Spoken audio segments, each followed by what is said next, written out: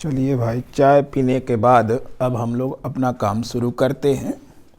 तो ये चाय पीने के पहले हम लोग क्या कर रहे थे, ये एक एग्जाम्पल कर रहे थे। क्या कर रहे थे? एक एग्जाम्पल कर रहे थे। चाय पीने के बाद हमने ड्रेस बदल लिया भाई, कोई बात नहीं, नहा धोवा लिया। अब नहा धोवा करके इसको सॉल्व करने जा रहे हैं। तो देख लीजिए, एग्जाम्पल लिखा हुआ है, a particle is executing simple harmonic motion, its velocity at distance x1 is v1 and at distance x2 is v2, then prove that its period of oscillation is given by t equal to 2 pi under root x1 square minus x2 square upon u2 square. ये u2 नहीं है, क्या है, हम लोगों ने v माना है ना, इसको ठीक कर लीजिए। ये है v2 square minus v1 square. ठीक है, ये दिया हुआ है कि मीन पोजीशन से जब उसका डिस्टेंस x1 है तो वेलोसिटी v1 है, जब x2 है तो v2 है। ये हमें प्रूव करना है। तो यहाँ हम लोगों ने सोल्यूशन ये किया था, we know that equation star now for y equal to x1, v equal to कितना दिया हुआ है, v1। तो इस फार्मूले में हमने पुट कर दिया, तो क्या मिला, v1 equal to omega under root a square minus x1 square. ये आ गया v1 स्क्वायर, हमने स्क्वायरिंग बोथ साइड, तो ये ओमेगा का स्क्वायर, यहाँ स्क्वायर रूट हट गया, equation number 1। And for y equal to x2, v equal to v2, therefore y equation star again इसमें रख दिया। तो v2 की वैल्यू, v की वैल्यू क्या रखा, v2, ये ओमेगा, ये हो गया a स्क्वायर माइनस y की वैल्यू कितनी है, x2, तो x2 square, squaring both side. ये हम लोगों ने इक्वेशन 1 फाइंड कर लिया और ये 2 फाइंड कर लिया। अब हमको तो ये प्रूफ करना है, तो प्रूफ करने वाले रिजल्ट को देखते हुए अब मैं इतना जगह अपना खाली कर लेता हूँ।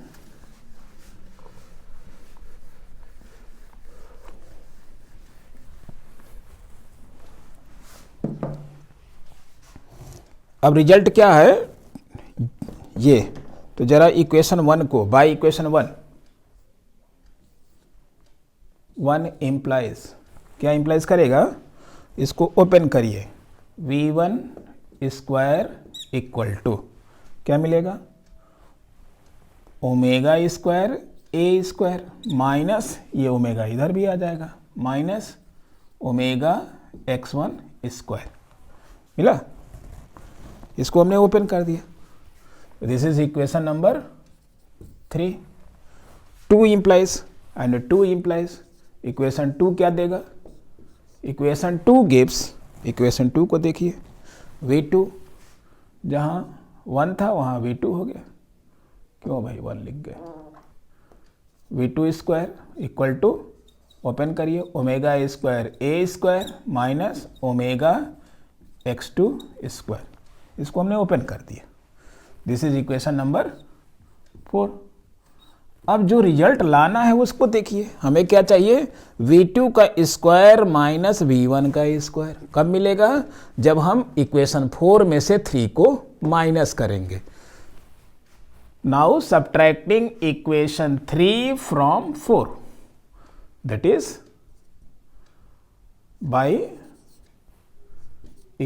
By equation 4 minus 3। हमने ये कोड लैंग्वेज में बोला है, हम वर्ड में क्या लिखेंगे, subtracting equation 3 from 4, we get, क्या पा जाएंगे, इसमें से इसको माइनस करना है, तो ये आ गया लेफ्ट में v2 square minus v1 square, इसमें से इसको माइनस करेंगे, ये खत्म हो जाएगा। ठीक है, नहीं समझ में आ रहा हो तो इसको साफ साफ ऐसा लिख लीजिए, ओमेगा स्क्वायर ए square minus omega x2 square, यही तो है 4, और माइनस 3 क्या है, ये वाला ओमेगा स्क्वायर ए स्क्वायर माइनस ओमेगा, ये ओमेगा स्क्वायर है,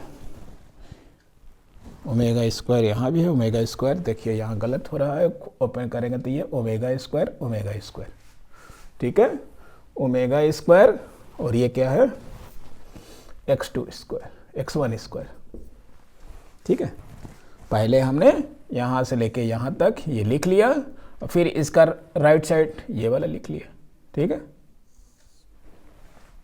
अब देखिए जब ये काटेंगे ये इससे कट गया, मर गया, बचेगा क्या, ये वाला माइनस बचेगा और ये माइनस को लेकर तो क्या हो जाएगा प्लस, और क्या चीज़ कॉमन हो जाएगा, ये हो जाएगा v2 square minus v1 square equal to ये माइनस और ये माइनस के प्लस, तो ओमेगा स्क्वायर यहाँ भी है, ओमेगा स्क्वायर ये ओमेगा स्क्वायर यहाँ भी है, तो ओमेगा स्क्वायर, चलिए एक बार लिख लेते हैं, omega square x1 square minus omega square x2 square. अब इन दोनों में कॉमन क्या है, क्या कॉमन है, इतना तो हम लोगों को लाना है, ये आपके लिए छोड़ा हो ताकि आपको लगे कि कैसे सिद्ध हो गए, कैसे प्रूव्ड हो गए। इसको भी साफ कर देते हैं।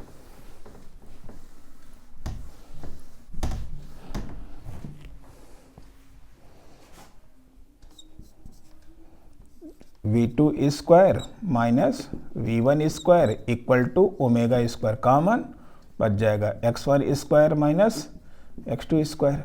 अब हमें क्या करना है, इसको नीचे लेके आना, इसको, तो इसको लेके इधर आ जाते हैं, इसको लेके इधर आ जाते हैं, ये इसको यहीं रखिए, इसको लेके इधर आ जाइए, कोई बात नहीं। v2 square minus v1 square, ये मल्टीप्लाई में, इधर आएगा तो डिवाइड में हो गया, x1 square minus x2 square equal to omega square. हमें ओमेगा की वैल्यू चाहिए, तो यहाँ से ओमेगा इक्वल टू क्या हो जाएगा, square root v2 square minus v1 square upon x1 square minus x2 square. और ओमेगा की वैल्यू क्या होती है, हमको टाइम पीरियड चाहिए, 2 पाई अपॉन टी। इस रिलेशन को हम लोगों ने बहुत पहले अप्लाई कर लिया है, क्या, तो omega equal to 2 pi upon T, क्योंकि हमें टी चाहिए, क्या चाहिए, टी, और ये हो गया under root v2 square minus v1 square upon x1 square minus x2 square. अब दोनों तरफ का क्या किया, पलट दिया, क्योंकि हमें टी चाहिए, तो दोनों को पलटेंगे तो हो जाएगा t upon 2 pi equal to under root, अब ये पलट जाएगा, तो x1 स्क्वायर, बढ़िया से लिख लीजिए भाई, क्या आएगा, x1 square minus x2 square, ये नीचे वाला ऊपर चला गया, ऊपर वाला नीचे, v2 square minus v1 square, और ये 2 पाई डिवाइड में है, तो राइट में जाएगा तो क्या हो जाएगा, t is equal to 2 pi under root x1 square minus x2 square upon v2 square minus v1 square. यही हमें क्या करना था, प्रूव्ड करना था, तो लास्ट में हमने ये प्रूव्ड लिख दिया। देख लीजिए, ये रिजल्ट और ये रिजल्ट क्या मिला है, सेम मिला है। आ गया सबको समझ में, ओके। नेक्स्ट लिखिए जल्दी से, वीडियो को पॉज करिए और इसको लिख डालिए। लिख लिया, ओके। अब लिखिए एक न्यूमेरिकल लिखिए, न्यूमेरिकल वेरी इंपॉर्टेंट न्यूमेरिकल है, क्या है, वेरी इंपॉर्टेंट। इसमें कई चीज़ें पूछी जाएंगी, इस वजह से ये इंपॉर्टेंट है। हो सकता है आपके एग्जाम में कुछ पॉइंट को पूछा जाए, कुछ को ना पूछा जाए। तो क्या है, displacement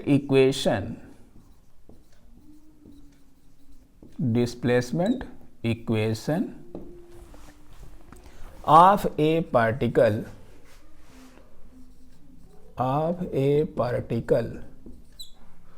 executing simple harmonic motion is y equal to 0.5 sin 100t plus 3 pi by 4, where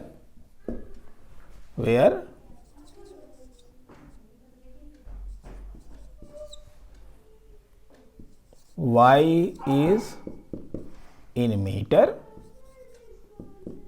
and t is in second. ये मीटर में है और ये सेकंड में। तो क्या करना है? देन फाइंड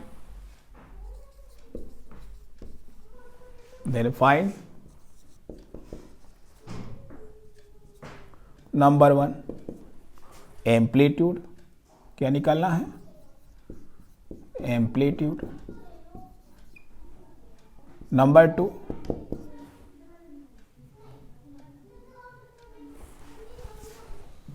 2 में क्या निकालना? इसको भी मिटा देते हैं भाई, पहले जगह बन जाए।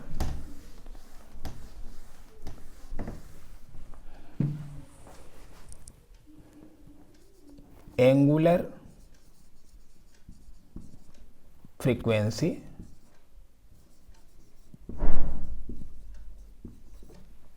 इसी को क्या कहते हैं? और एंगुलर स्पीड,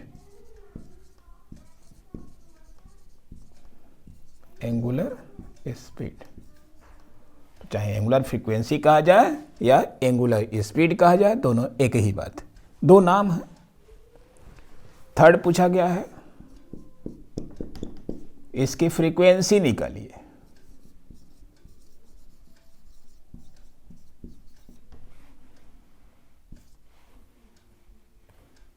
फोर्थ पूछा गया है इसका इपोक एंगल निकालिए।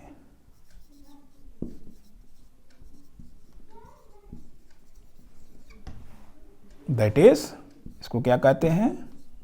इनिशियल फेज निकालना है। Initial phase.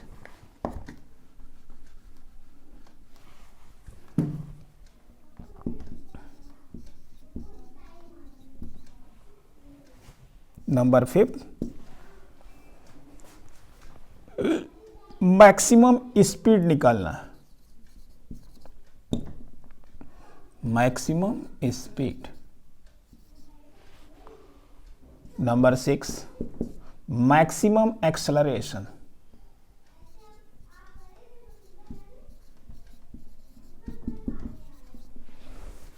Number 7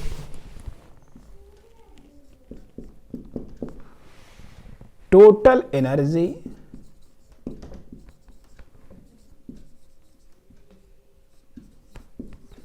total energy निकालनी है।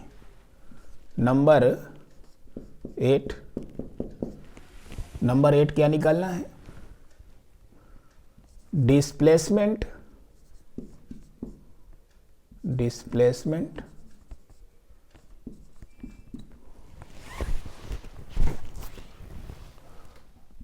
Eight time t equal to 0। Displacement निकालना है कि पार्टिकल का डिस्प्लेसमेंट कितना है when time t equal to 0। इतनी बातें निकालनी है। पहला एम्पलीट्यूड, दूसरा एंगुलर फ्रीक्वेंसी, तीसरा फ्रीक्वेंसी निकालना है, चौथा एपोक एंगल, पांचवा जो है वो maximum speed, 6 maximum acceleration, 7th है टोटल एनर्जी और 8 part displacement at time t equal to 0। इस क्वेश्चन में तो आपके एग्जाम में हो सकता है 2-3 पॉइंट पूछे या कोई भी पॉइंट पूछ सकता है, तो आपको ये क्वेश्चन आना चाहिए। तो देख लीजिए, this is the general displacement equation. तो इसके लिए हम लोग जनरल डिस्प्लेसमेंट इक्वेशन लिखेंगे। एक हमारा डिस्प्लेसमेंट इक्वेशन था, एक general displacement equation. General displacement equation उस इक्वेशन को कहते हैं जिसमें पर्टिकुलर वैल्यू रखने पर हमारा डिस्प्लेसमेंट इक्वेशन मिल जाए। तो ये इसका जनरलाइज्ड फॉर्म है। तो चलिए इसको सॉल्व करते हैं। इसको हम यहाँ पर सिंबल में नोट कर लेते हैं कि पहला जो है हमें फाइंड करना है वो ए निकालना है, दूसरा ओमेगा निकालना है, तीसरा एन निकालना है, चौथा एपोक एंगल फाई निकालना है, पांचवा जो हमें निकालना है मैक्सिमम स्पीड यानी वी मैक्स निकालना है, छठवां जो निकालना है अल्फा मैक्स निकालना है, और सातवां जो निकालना है टोटल एनर्जी टी निकालना है, और आठवां जो निकालना है डिस्प्लेसमेंट एट यानी वाई की वैल्यू निकालनी है एट टी इक्वल टू 0। इतनी बातें निकालनी है। ये मैथमेटिक्स वाला ऐसे लिख लेगा, फिजिक्स वाला इतने लंबे लंबे वर्ड लिखेगा, कोई बात नहीं। अब बाकी मैं साफ कर देता हूँ। अब इसका सलूशन लिखिए। मैं सलूशन के लिए इतना सा मिटा दिया, ये भी मिटा दिया, जितना ज़रूरत होगा उतने लिखेंगे। ये भी मिटा दिया, इतना मिटा दिया, ये भी मिटा दिया, सब पूरा क्लीन हो गया। देखिए इसको भी मिटा देते हैं, अब इसकी क्या ज़रूरत है। लिख लिया। अब सलूशन में लिखिए। आप लोग ना मिटा दीजिएगा। उतना लिखने के बाद सलूशन लिखिए और यहाँ लिखिए बाई क्वेश्चन, कि हम अपने से नहीं लिखें। कहाँ? ये क्वेश्चन से दिया हुआ।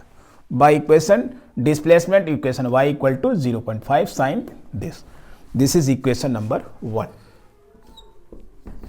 अब इस इक्वेशन की कंपैरिजन जो है इसी के जैसे इक्वेशन से करें, क्योंकि हमने बताया था कंपैरिजन सेम टाइप के ऑब्जेक्ट में होता है। हाथी की तुलना हाथी से, ब्लैक बोर्ड की तुलना किसी ब्लैक बोर्ड से करेंगे। ऐसा नहीं कि इस ब्लैक बोर्ड की तुलना हम चेयर से करने लगे तो कोई कंपैरिजन हो नहीं पाएगा। तो एक इक्वेशन ऐसा देखेंगे जो इसी टाइप का हो। ठीक है, तो now comparing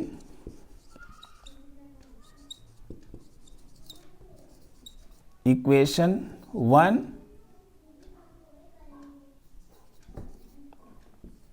by the general displacement equation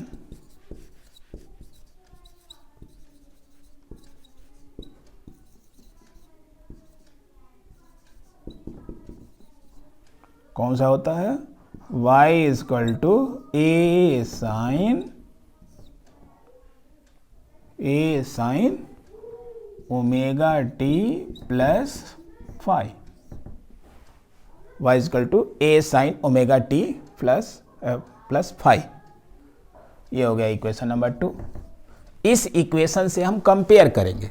now comparing equation 1 by the general displacement equation y is equal to a sine omega T plus phi से इस कंपेयर करिए। y है तो y है, तो a की वैल्यू क्या मिली?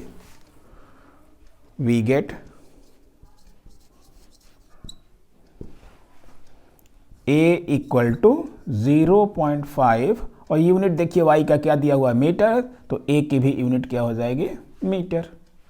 अब देखिए साइन है तो साइन है, t है तो t है, तो 100 की जगह पर क्या लिखा हुआ? ओमेगा। तो ओमेगा की वैल्यू कितनी मिल गई? ओमेगा की वैल्यू हो गई 100 और इसकी यूनिट क्या होती है? रेडियन पर सेकंड। रेडियन पर सेकंड, ये ओमेगा हो गया। अब क्या निकालेंगे? n। n कैसे निकलेगा? तो since omega equal to 2 pi n, तो यहां से हम क्या लिख सकते हैं? n equal to omega upon 2 pi. Omega की वैल्यू कितनी है? ओमेगा की value 100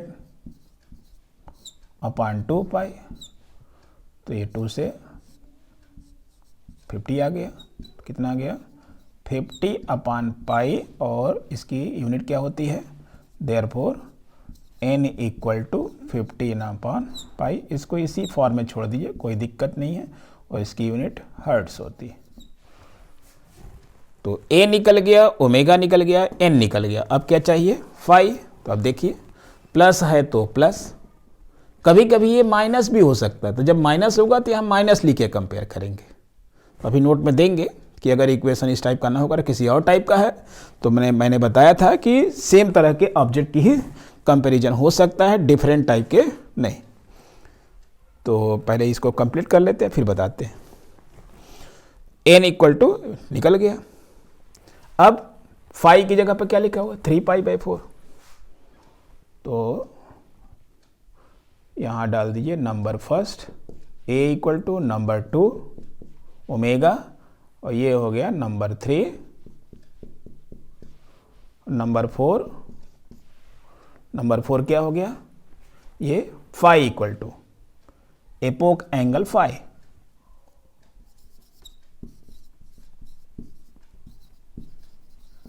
epoch angle phi equal to कितनी वैल्यू है फाई की जगह पे? 3π/4। 3π/4, और एंगल की यूनिट क्या होती है? रेडियन। ये डॉट वगैरह ना लगाइए। तो ये आपका एपोक एंगल मिल गया। इसको डब्बे में बंद कर दीजिए, दिख जाए।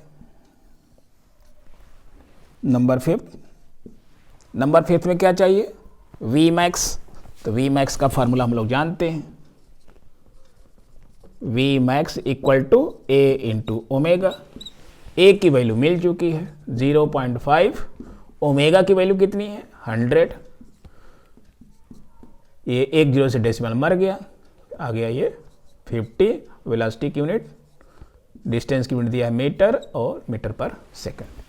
यूनिट जरूर लिखिए, यूनिट नहीं लिखेंगे तो आपका मार्क्स कट जाएगा। केवल 50 आप लिख देते हैं। नंबर 6 देख लीजिए, इतना छोटा सवाल मगर देख करके लग रहा था कितना बड़ा क्वेश्चन होगा। Alpha max. अल्फा मैक्स का जो मैग्नीट्यूड होता है ओमेगा स्क्वायर ए होता है।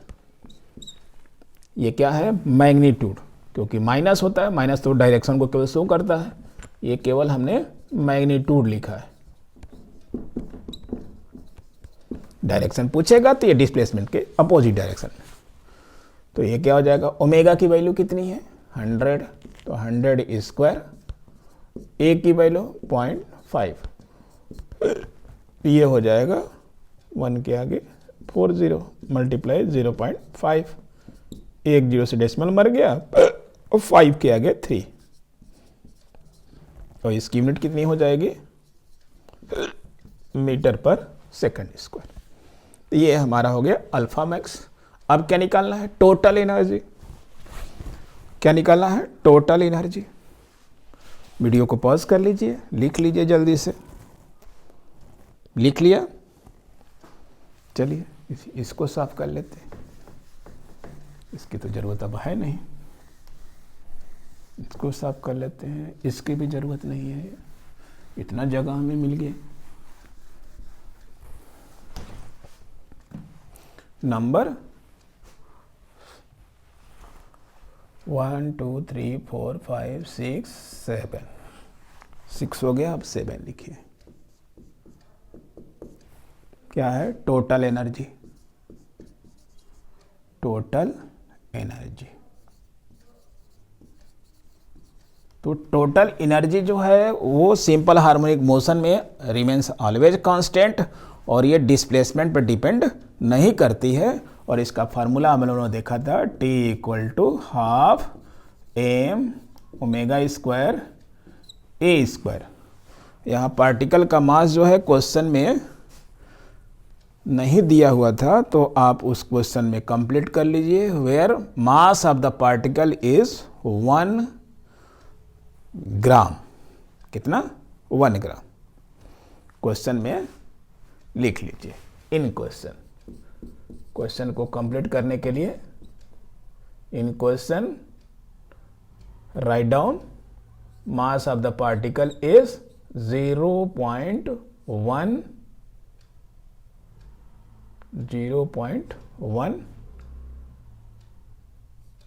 चलिए केजी लिख लीजिए, नहीं तो फिर यूनिट बदलना पड़ जाएगा। ठीक है, ये दिया हुआ इतना क्वेश्चन में गिवन लिख लीजिएगा। ये क्वेश्चन में छूट गया था, इसको ऐड कर लीजिएगा। Where mass of the particle is 0.1 kg। तो यहां वैल्यू पुट कर दिया, 1/2 मास की वैल्यू 0.1, ओमेगा की वैल्यू 100 अभी हम लोगों ने निकाला था स्क्वायर, और ए की वैल्यू 0.5 इसका होल स्क्वायर। वैल्यू सब पुट करके कैलकुलेट कर लीजिए। तो क्या आ जाएगा, 1/2 इंटू 0.1 इंटू 1 के आगे 40 और ये 25 और ये, तो 1 डेसिमल ये, 2 डेसिमल ये, तो 3 तो मर गए, 1 0 बच गया, 1 0 बच गया। तो ये हो जाएगा 25 के आगे 1 0 बच जाएगा, ये 0.1 डेसिमल मर गया, 3 0, 1 10 बच गया, 1 10 को हमने 25 को दे दिया तो 250 हो गया अपॉन 2, और ये कितना हो गया 125, और एनर्जी की यूनिट जूल। अब निकालना है 8वां पॉइंट।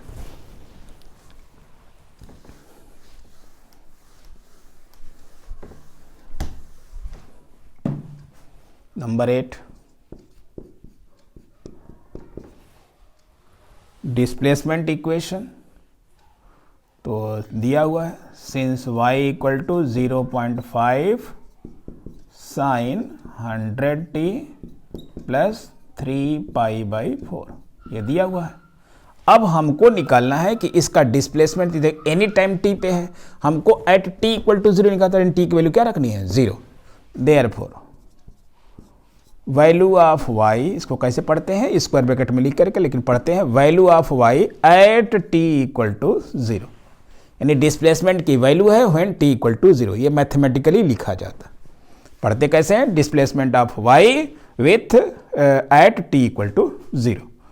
तो लिख दीजिए 0.5 तो है ही, साइन जहाँ जहाँ t होगा, अगर t इधर कहीं भी होता है तो t की वैल्यू क्या रखते हैं 0, मगर केवल यहीं पे है। तो ये 100 मल्टीप्लाई 0 प्लस 3π/4, 0 से मल्टीप्लाई करेंगे, ये होल वैल्यू क्या हो जाएगी 0, तो एंगल केवल बच जाएगा 3π/4। तो इसको इक्वल टू करनी चाहिए, इक्वल टू 0.5 साइन 3π/4। अब ये ट्रिग्नोमेट्री कुछ लोगों को नहीं आ रही होगी, क्योंकि वो 10th में तो ट्रिग्नोमेट्री पढ़े नहीं, ऐसे पास हो गए। तो भैया थोड़ी सी ट्रिग्नोमेट्री आनी चाहिए। कौन सी ट्रिग्नोमेट्री लगेगी, इस एंगल को हम तोड़ सकते हैं कैसे, साइन, अगर ये पाई एंगल में से π/4 माइनस कर देंगे तो देख लीजिए यही आएगा, करिए 4 1 जा 4, 4 में से 1 चला गया, 3π/4, यानी इसको सॉल्व करेंगे तो यही मिलेगा। और पाई है तो इसका नेम चेंज नहीं होता, ये हो जाएगा 0.5, साइन है तो साइन ही रहेगा, और π/4। अब देखना है कि ये प्लस होगा कि माइनस, तो यहाँ देख लीजिए, यहाँ होता है पाई एंगल, और पाई में से रिटर्न हो गए तो किस में आ गए, सेकंड में। ये हमारा फर्स्ट क्वाड्रेंट, ये सेकंड, ये थर्ड, और ये फोर्थ क्वाड्रेंट है। और इसमें साइन प्लस होता है, क्या होता है, प्लस होता है।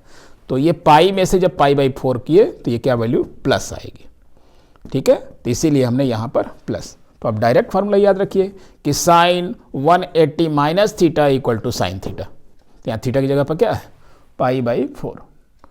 ये भाई बायो वालों के लिए बताना पड़ता है। यहाँ फार्मूला हमने जो यूज़ किया है कि sine 180 minus theta equal to sine theta, ये 10th में पढ़ाया गया था। इसी को अगर पाई के लैंग्वेज में लिखेंगे तो sine pi minus theta equal to sine theta. ये ट्रिग्नोमेट्री का रिजल्ट क्या करेंगे आप लोग, बायो वाले आप लोग याद रखेंगे, मैथ वाले तो समझ जाते हैं, ठीक है।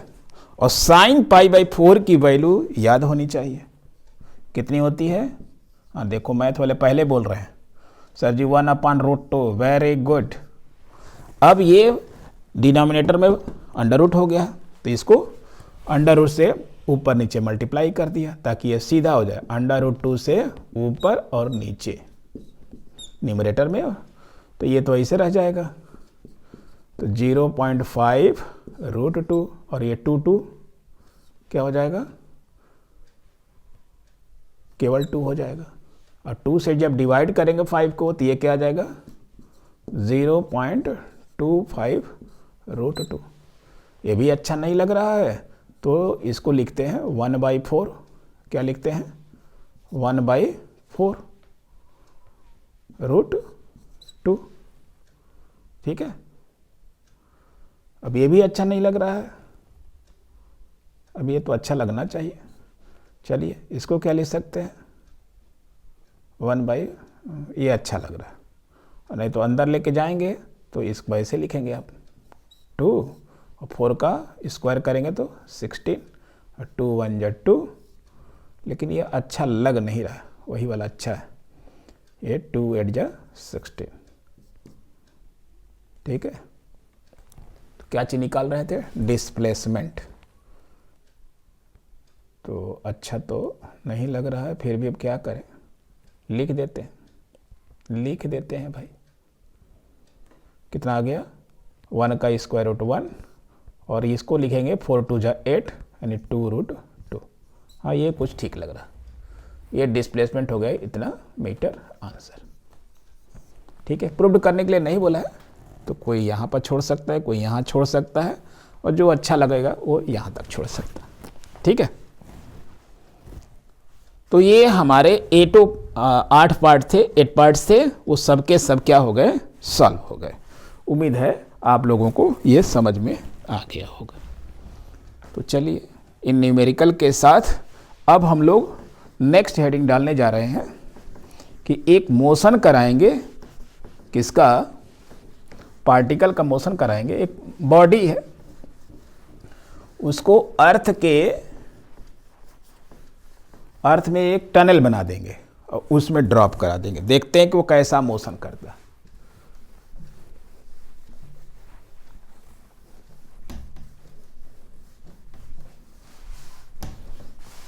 लिख लिया सभी ने, जल्दी से लिखिए। Okay,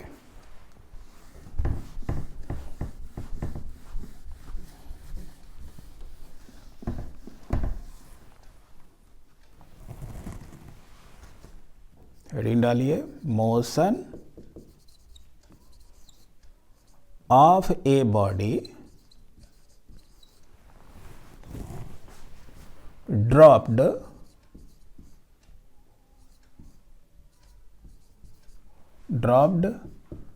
in an imaginary tunnel. Imaginary tunnel.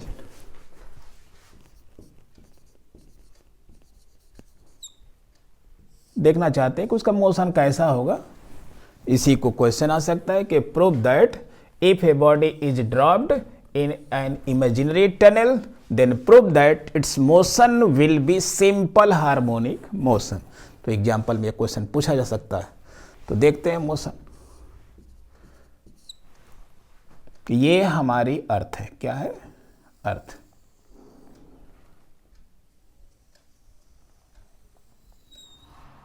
ये क्वेश्चन कई तरीके से पूछा जा सकता है कि प्रूव दैट, फर्स्ट कि इसका जो टाइम पीरियड होगा, prove that its time period will be t equal to 2 pi under root RE/G, या तो ये प्रूव करने के लिए कहेगा।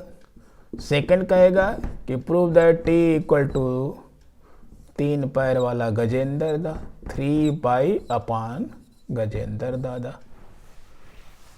या प्रूव करने के लिए कह देगा कि प्रूव करो कि t equal to 84 minute, 84 minute, और ये अप्रॉक्सीमेट वैल्यू है इसलिए इतना बोल देगा। ठीक है, ये हिल जा रहा है तो राइटिंग, चलिए समझ गए होंगे, आवाज तो जा ही रही होगी। कि अगर किसी बॉडी को एक टनल बना करके, ये टनल हमने बना दिया, ये टनल बन गया भैया, बड़े मेहनत से टनल बना है, ये टनल बन गया। ये एक होल यहाँ हो गया, एक होल यहाँ हो गया, ठीक है। अब ये बीच से साफ कर दिया। जब यहाँ से मिट्टी निकल जाएगी तो ये होल दिखाई देगा ना। अब इसमें हमने एक बॉडी को क्या किया, डाल दिया। ये डायामीटर के लंग नहीं है, कहीं भी आप टनल बना सकते हो, चाहे डायामीटर के लंग चाहे कहीं भी, इसलिए हमने डायामीटर के लंग ना बना करके एक आर्बिट्रेरी जगह पे बना लिया है। अब यहाँ पर हमने पत्थर को क्या किया, डाल दिया। ये यहाँ से पत्थर गिरा तो इसी मार्ग से जाएगा, ऐसे ये इसका पाथ है। आप सोचोगे कि ये पत्थर बाहर जाएगा, ये पत्थर बाहर नहीं जाएगा। ये पत्थर यहाँ आ करके, यहाँ से तो गिरा दिए थे, वो यहाँ से लेके और यहाँ के जो मिडिल पॉइंट है, इसी के अबाउट ये सिंपल हार्मोनिक मोशन करेगा। इसको मैथमेटिकली प्रूव करना है। तो देखिए ये अर्थ का सेंटर है, अर्थ के सेंटर से हमने यहाँ परपेंडिकुलर डाल दिया, तो थोड़ा इसको हमने डार्क कर दिया। ये वो क्या है, अर्थ का सेंटर। अब जब ये पत्थर जो है यहाँ से इसके अर्थ सरफेस से इन अंदर प्रवेश किया तो किसी पॉइंट पे आ गया। तो मान लिया ये किसी पॉइंट P पे आ गया है। अब ये जो P पॉइंट पे आया है, P को मैं यहाँ लिख देता हूँ, ठीक है। ये एक ही बॉडी के जो है पोजीशन दिखाएंगे। यहाँ से हमने गिराया था, वो यहाँ सरफेस पे पहुँचा, फिर यहाँ पहुँच गया, तो किसी पॉइंट P पे वो पहुँच गया है, जिसकी जो डिस्टेंस है इस सेंटर से कितनी है, वो R, स्मॉल r। मान लिए नहीं जानते हैं तो कितनी डिस्टेंस है, R। अब इस R रेडियस का एक सर्कल स्फीयर ड्रा कर लीजिए। आपको तो सर्कल ही दिखता होगा, क्योंकि ये 3 डायमेंशनल फिगर है ना। तो ये हमने एक स्फीयर इसमें ड्रा कर लिया। बहुत बढ़िया बना है, अच्छा बना है ना। अरे कभी कभी बोल दिया करो यार, गुड गुड सर। तो ये एक स्फीयर हमने किस रेडियस का बनाया, R रेडियस का। तो यहां पर जो इफेक्ट होगा, इस जो स्फीयर ये डॉटेड बना है, इसका मास हमने मान लिया ये अर्थ का ही भाग है, तो mi है और डैश है। और इसका अर्थ का होल मास कहाँ पे होता है, इसके सेंटर पे। mi ही है अर्थ का मास, जो कि इसके सेंटर पर होगा। और mi डैश क्या है, इस वाले स्फीयर का मास है, ये छोटे वाले का। तो mi क्या है, where mass of the earth, mass of the earth. और mi डैश क्या है, मास ऑफ द अर्थ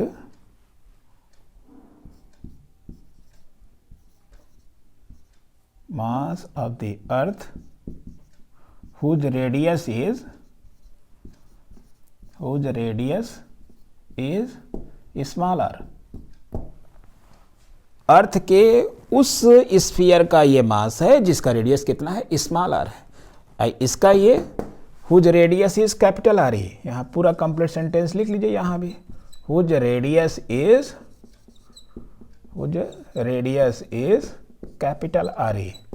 तो R ही रेडियस वाले का मास कितना है, mi, और स्मॉल r वाले का मास कितना है, mi डैश।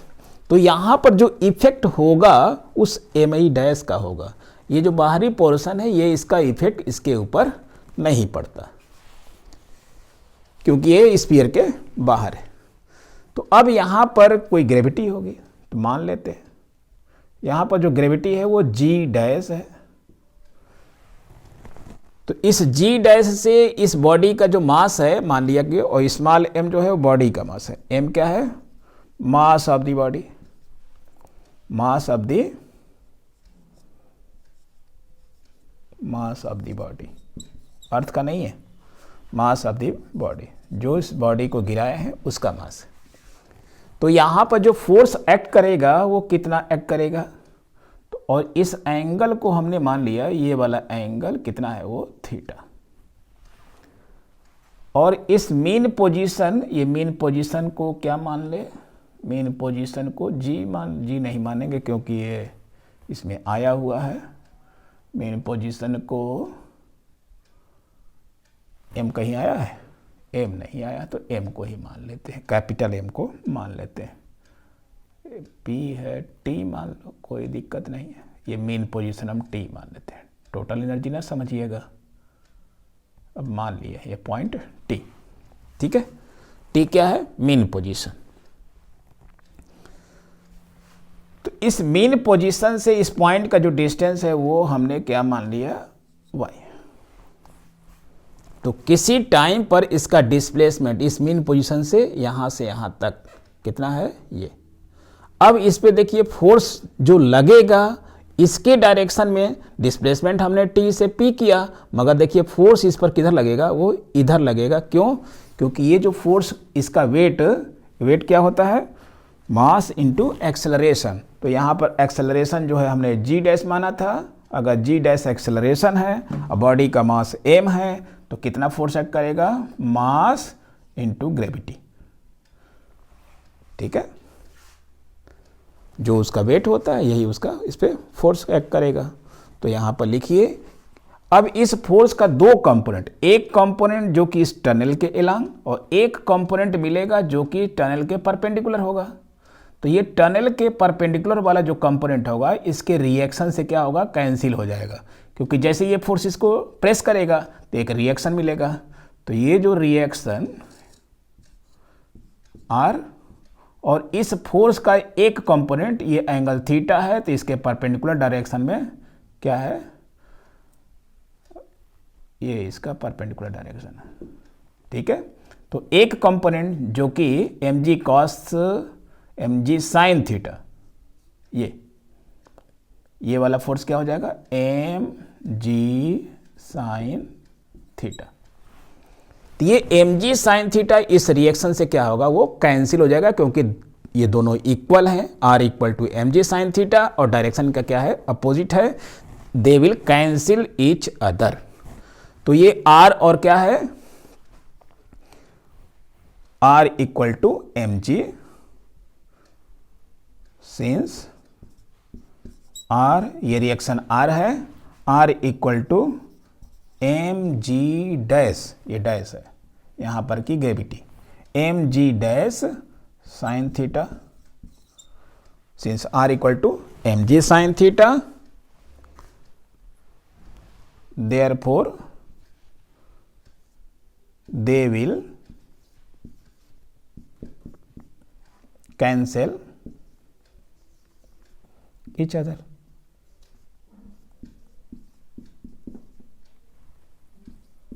ये एक दूसरे को कैंसिल कर देंगे। हम देखना चाहते हैं कि इस पॉइंट P पे जो है कौन सा फोर्स है जो इसको मीन पोजीशन की ओर ला रहा है। तो ये फोर्स एक दूसरे को कैंसिल कर दिए। अब इसका एक कंपोनेंट रह गया जो कि ये टनल के एलांग है और डाउनवर्ड है, डिस्प्लेसमेंट हमारा ऊपर और इसका फोर्स किधर काम कर रहा है, नीचे।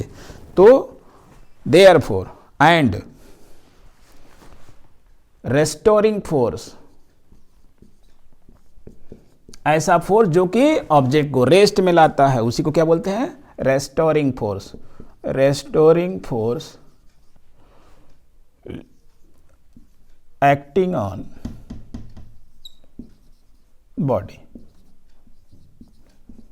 मान लिया कि वो एफ है, तो देखिए एफ, इस एम जी डैश जो कि ये सेंटर की तरफ एक्ट कर रहा था, इसका ये वाला कंपोनेंट एंगल कितना है, थीटा। तो हमने एक जनरल फार्मूला बताया था कि अगर कोई भी क्वांटिटी x है तो किसी डायरेक्शन में इसका कंपोनेंट फाइंड करना चाहते हैं तो क्या लिखते हैं, ये quantity x into cos theta, sorry, ठीक है। तो यहां क्वांटिटी क्या है, एम जी डैश, तो ये क्या हो जाएगा, M G dash cos theta. अब इसका डायरेक्शन देख लीजिए, डिस्प्लेसमेंट हमने ऊपर किया और ये नीचे की ओर है, तो साइन क्या आ जाएगा, minus.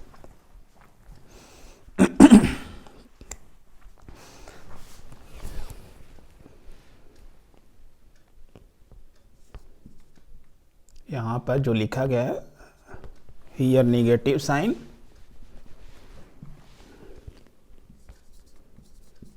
Here negative sign appears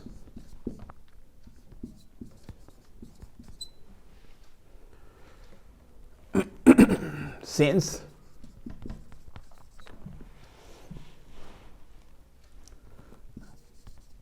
direction of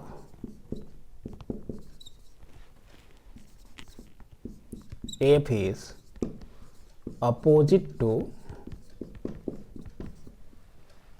displacement y, जो फोर्स का डायरेक्शन है y के डिस्प्ले अपोजिट है, इसीलिए निगेटिव साइन यहाँ पे आया हुआ है। तो here negative sign appears since direction of f is opposite to y। ये निगेटिव साइन के बारे में हमने बता दिया, हमको इस फोर्स को ही देखना है। और न्यूटन भैया क्या बोले थे कि जहां कहीं भी फोर्स लगेगा वहां पर एक्सेलरेशन प्रोड्यूस हो जाएगा। ठीक है, तो मान लिया इस फोर्स की वजह से जो एक्सेलरेशन इसमें प्रोड्यूस हुआ वो क्या है, अल्फा है। तो बाय न्यूटन्स लिखिए, but by Newton second law,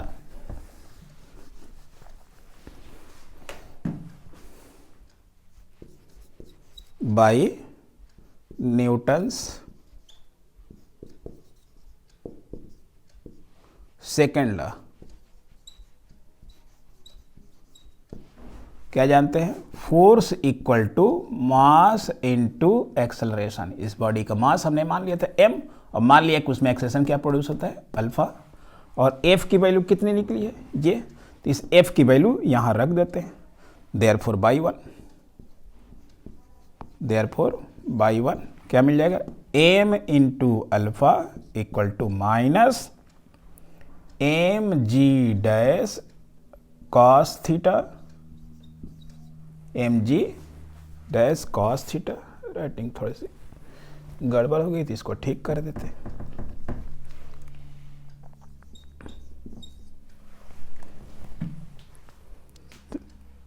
M से एम मर गया, तो क्या मिला, alpha equal to G dash cos theta. This is equation number 2। बाकी सब मिटा देते हैं, बाकी की जरूरत है नहीं। अब इस g डैश की वैल्यू हमें कैलकुलेट करनी है किसके किसके टर्म्स में, रेडियस RE और इसके डेंसिटी के टर्म्स में निकालना है। अब हमारा एम टोटल इतना ही है, बाकी अल्फा तो निकल गया है, बाकी अल्फा निकल चुका है। माइनस साइन देखिए छूट रहा है, बाद में हम ढूंढेंगे कि माइनस कहाँ गया, इसको भी मिटा देते हैं।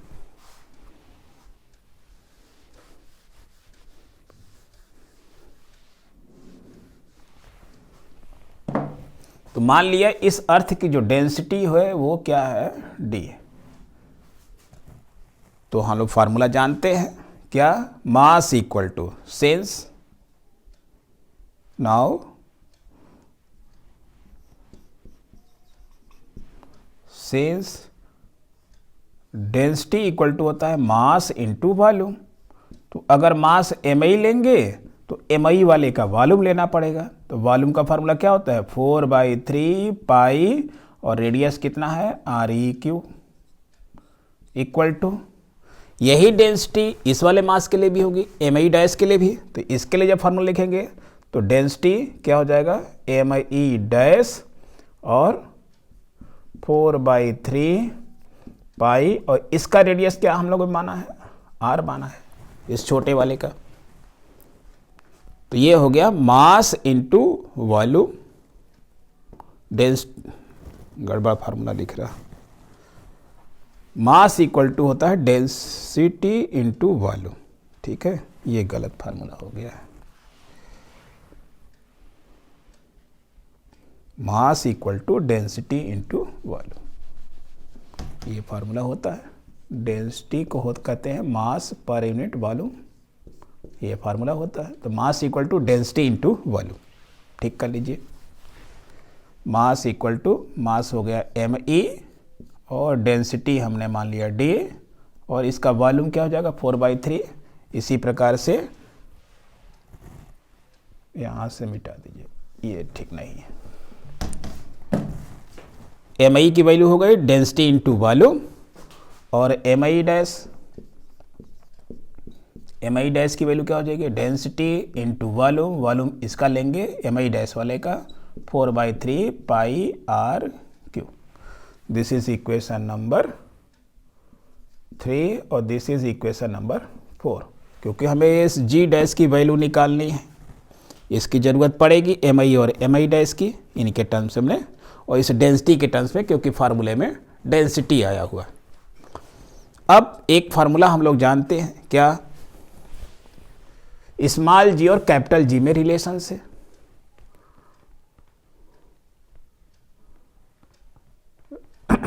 बाय रिलेशन बिटवीन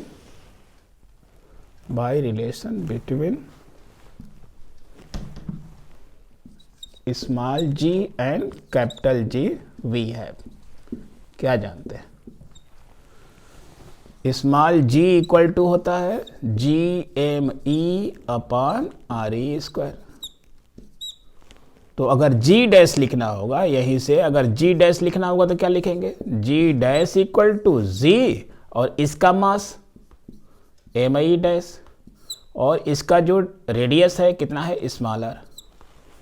तो जी डैश की वैल्यू क्या आ गई जे। अब MI की वैल्यू यहाँ पुट कर दीजिए, MI डैश की वैल्यू। तो MI डैश की वैल्यू कितनी आ जाएगी, जी डैश इक्वल टू G/R², और इस MI की वैल्यू देखिए क्या है, density into 4/3 pi R cube मिला।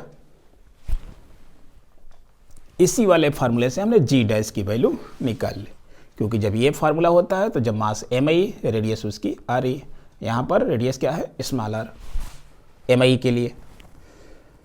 अब देखिए इस R² से इसका क्यूब मर गया, बचा क्या, जो बचा उसको लिख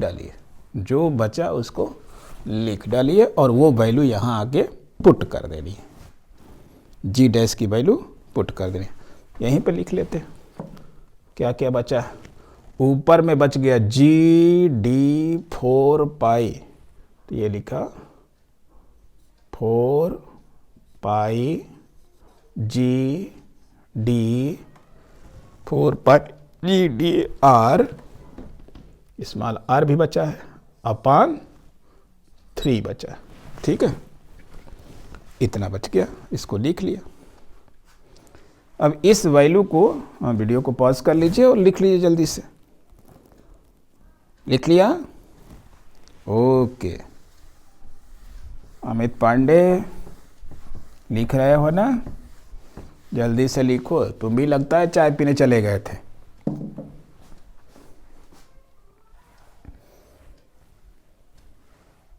इसको डाल दीजिए इक्वेशन नंबर 3। तो बाई 2 and 3,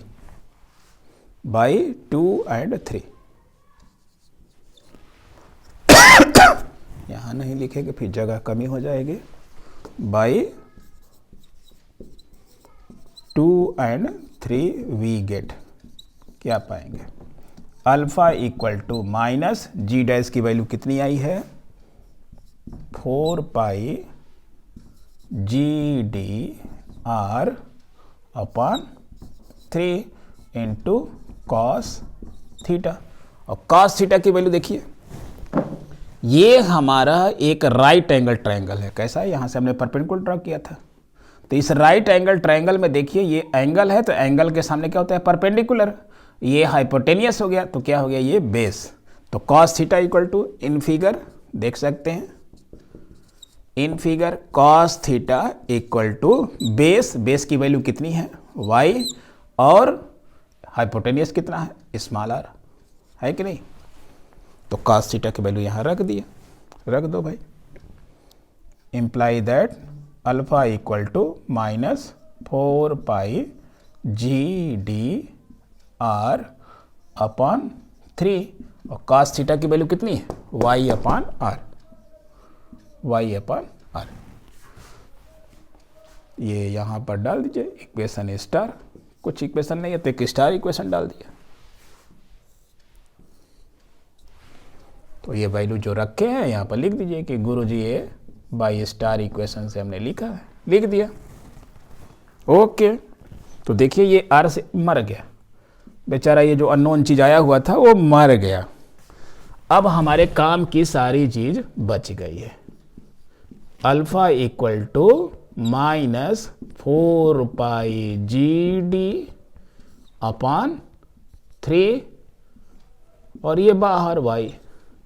और ऐसे इक्वेशन से मुलाकात हम लोग कर चुके हैं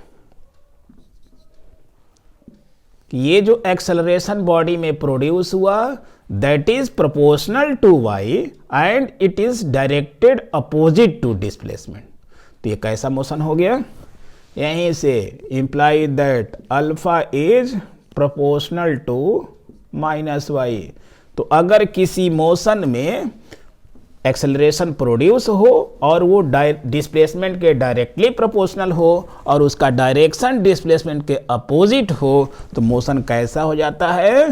hence motion of the body is simple harmonic motion, imply that motion of body is simple harmonic motion. ठीक है, तो एक इसका फर्स्ट पार्ट ये हो गया। तो कह रहा है कि अगर इसका सिंपल हार्मोनिक मोशन है तो इसका पीरियड ऑफ ऑसिलेशन होगा। तो prove that period of oscillation is T equal to 2 pi under root R E upon g. या कह रहा है कि ये प्रूव करिए, या कह रहा है कि 84 मिनट। तीनों का आंसर सेम होगा क्योंकि हम लोग इसको कैलकुलेट कर चुके हैं क्या कि T equal to 2 pi under root R E upon g की वैल्यू कितनी होती है, नियर अबाउट 84 मिनट होती है। अब केवल बात है कि इन दोनों को प्रूव करना है कि दोनों सेम ही है। दोनों क्या है, सेम। तो पहले इसका निकाल ले पीरियड ऑफ ऑसिलेशन, पहले निकले तो देखे कौन सा निकलता है। हमको लगता है ये वाला पहले ही निकल जाएगा। चलिए वीडियो को पॉज करिए और लिखिए। अब इस इक्वेशन की, ये जो इक्वेशन आया हुआ है, कौन सा इक्वेशन, अब नहीं देख पाए तो इसको इक्वेशन नंबर डबल स्टार। तो ये इक्वेशन जो डबल स्टार है इसका कंपैरिजन इसी के जैसे इक्वेशन से करेंगे, alpha equal to minus omega square y से, क्योंकि सिंपल हार्मोनिक मोशन में जो एक्सेलरेशन का फार्मूला हमने दिया था माइनस ओमेगा स्क्वायर वाई। तो इस वाले से कंपेयर करेंगे किसको, इस डबल स्टार इक्वेशन को। तो लिखिए जल्दी से। ये सब हमने मिटा दिया क्योंकि अभी इसकी जरूरत नहीं है। दिक्कत तो ये है कि अगर कहीं कुछ देखना होगा पहले से तो हम नहीं दे सकते। आप लोग तो वीडियो देख रहे हैं, वीडियो को उसको रिवाइंड करके देख सकते हैं, हम तो नहीं देख पाएंगे भाई, हम तो दूसरे दिन ही देखेंगे। तो अगर कोई गलती हो तो आप लोग कमेंट सेक्शन में बता दिया करिए। अब लिखिए, now comparing equation star, now comparing equation double star with alpha equal to minus omega square y वी है। क्या मिलेगा भाई, इसे कंपेयर कर लिया क्योंकि हमने जब ये प्रूव कर दिया कि ये सिंपल हार्मोनिक मोशन है तो सिंपल हार्मोनिक मोशन में जो एक्सेलरेशन प्रोड्यूस होता है वो तो यही होता है। ये हम लोग बहुत पहले डिराइव कर चुके हैं। तो इससे कंपेयर किया तो देखिए अल्फा है तो अल्फा है, माइनस है तो माइनस है, वाई है तो वाई है। इस ओमेगा स्क्वायर की वैल्यू क्या है, ये वाली है। ओमेगा स्क्वायर की जगह पर क्या लिखा हुआ है, 4 पाई जी डी अपान 3, यही लिखा हुआ। और ओमेगा की वैल्यू क्या होती है भाई, 2 पाई अपान टी होती है। इसका whole square equal to 4 pi g d upon 3, यहाँ पर लिख दिया क्योंकि हम जानते हैं ओमेगा इक्वल टू क्या होता है, 2 पाई अपान टी होता है।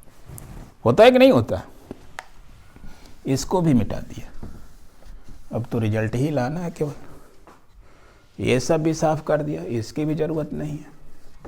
ये सब भी साफ कर दिया, सब साफ कर दिया।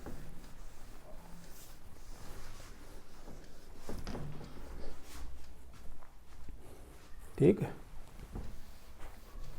सब साफ कर दिया, देखा?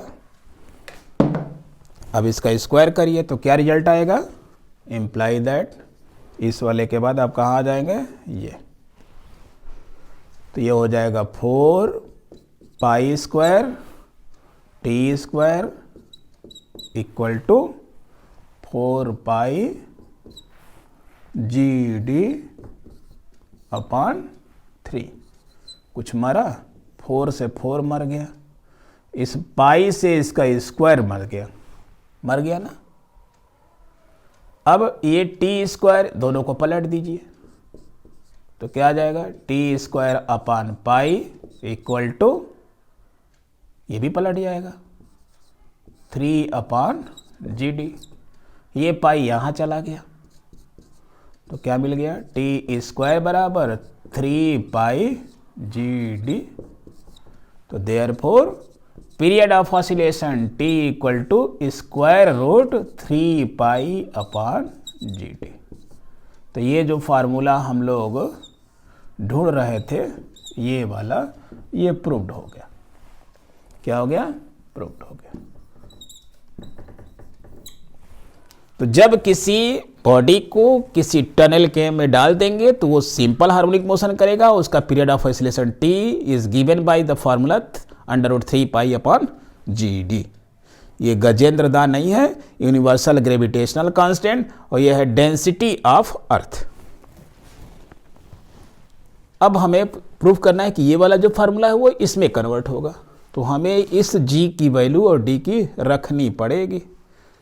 देखिए कहां से आता है। अब इसको मिटा देते हैं।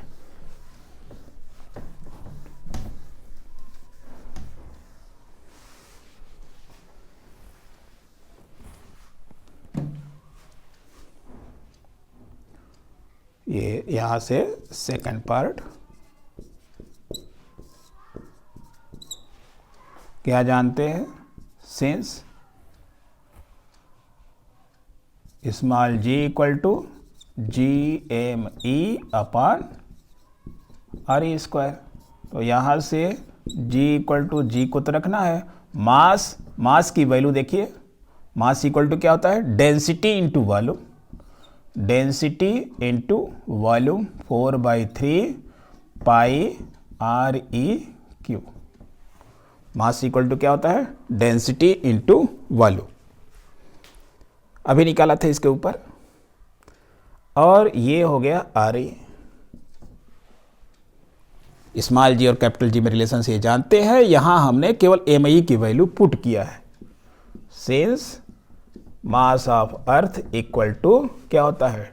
डेंसिटी इंटू वॉल्यूम, और डेंसिटी डी है और वॉल्यूम स्फीयर का क्या फार्मूला होता है? 4/3 पाई, और इसका रेडियस कितना है? Are E Q. तो हमने इस एम आई की वैल्यू रख दिया। ये स्क्वायर है, इस आर ई स्क्वायर से इसका क्यूब मर गया, बचा क्या भाई? देख लीजिए जो बचा, ये आर ई है ना, इस आर ई को अपान में भेज देते हैं, तो जी अपान आर ई। अब जो बचा उसको लिख डालिए। क्या बचा? 4 pi g D, 4 pi g d upon 3, 4 pi g d upon 3। किसकी वैल्यू आई? इसकी। हमें किसकी वैल्यू चाहिए? हमें किसकी वैल्यू चाहिए? इस g इंटू डी की वैल्यू चाहिए, g इंटू डी की वैल्यू। तो यहां से g इंटू डी निकाल लीजिए, g इंटू डी, जी इंटू डी यही रखिए, तो क्या आ जाएगा? 3g अपॉन 4 पाई आर ई, यही तो मिलेगा। जी इंटू डी की वैल्यू आएगी, जी डी यही रखा, 3G 4 पाई आर ई, मिल गया। अब इसकी वैल्यू कहाँ रख देंगे, इसमें रख दो भाई जी डी की वैल्यू। तो इसको इक्वेशन हमने ट्रिपल स्टार डाल दिया, तो by triple star, by triple star क्या मिलेगा, T equal to under root ये 3 पाई तो रह गया इंटू 1 अपान जी डी की वैल्यू। जी डी की वैल्यू देखिए क्या है, 3G अपान 4 पाई आर ई, यही तो है। अब ये क्या होगा, अगर डिवाइड करेंगे तो ये पलट जाएगा, तो ये हो गया 3 पाई मल्टीप्लाई, ये पलट गया तो क्या मिल जाएगा, 4 पाई आर ई अपान 3G, ठीक है।